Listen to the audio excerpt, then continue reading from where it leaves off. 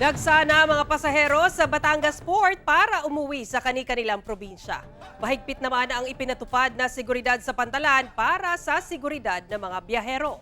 Alamin natin ang detalye sa report ni Paul Hernandez ng GMA Regional TV Balitang Southern Tagalog Live. Paul?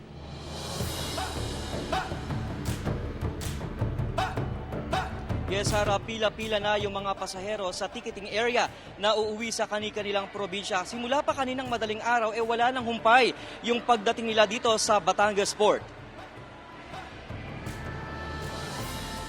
Pami-pamilya ang patuloy na pumapasok sa Batangas Port na uuwi sa iba't ibang lugar ng Mindoro, Romblon at probinsya sa Visayas. Dahil huling araw na ng pasok sa trabaho ngayong Biyernes, bago ang Pasko, mas marami pang pasahero ang inaasahang pupunta sa pantalan hanggang mamaya. Inaasahan ng PPA Batangas, 17,000 hanggang 20,000 ang bilang na outbound passengers mula ngayong araw hanggang December 24. Triple ang dami niyan kumpara sa mga ordinaryong araw.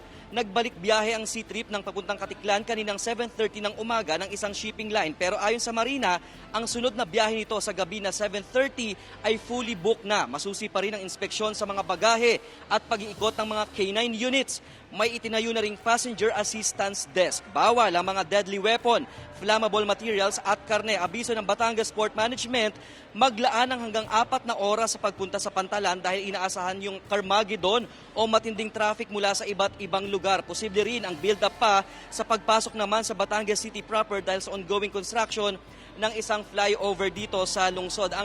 Sara, yung Philippine Coast Guard o PCG, itinaas na yung heightened alert status nila para nga matiyak yung kaligtasan ng mga biyaherong magtatawid dagat. At mamayang hapon ay magsasagawa sila ng facility inspection dito sa loob ng pier.